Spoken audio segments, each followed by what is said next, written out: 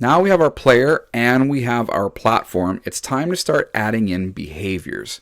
What we're going to do is make an invisible square. So we're going to double click on the layout and we're going to go back to general and say new sprite and click insert.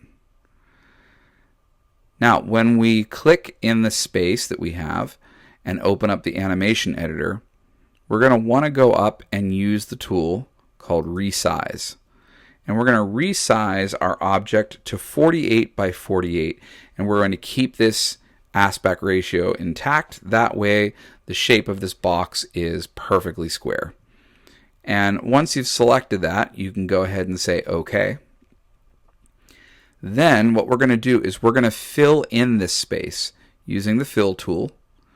And we can choose any color that we want, and I often like to use a color that stands out and is obvious to the user. This is a special object.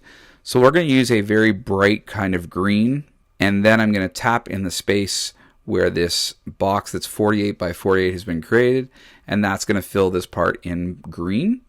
And then what we can do is hit the X button.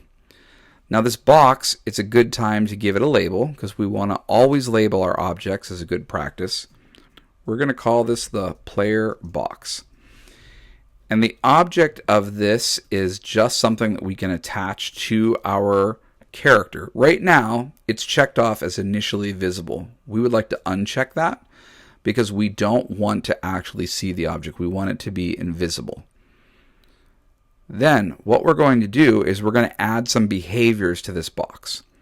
That can be found in properties under the word behaviors, and if you click on the link next to add or edit, you'll see the option to add a new behavior. So go ahead and click on that. And then you will see the different types of behaviors we can add to this box. The one we're looking for is called platform. And we're going to click on it and then choose add. You'll notice now that your platform section has now a subpart called platform that can be open and closed. This is where we can specify the different settings that we want to put in place for platform, how fast our character moves or slows down, or how high they can jump. We're not going to make any changes to this at the moment, so we're just going to leave this intact. You can close this window and then you'll still see that you have the ability to add more behaviors. Let's click on that box again, which will bring up our behavior box, and we're going to say add new behavior. Under our general category, you'll have something called scroll to. You're going to want to select that and choose add. What scroll to does is the effect of making the camera move with the player. This way, as our character goes from right to left, we will be able to see their movement on the tile without seeing the entire play board.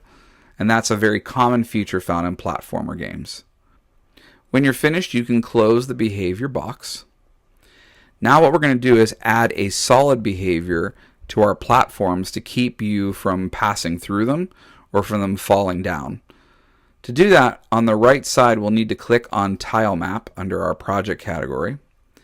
And on the left side, you will see, just like before, that there is a behavior section.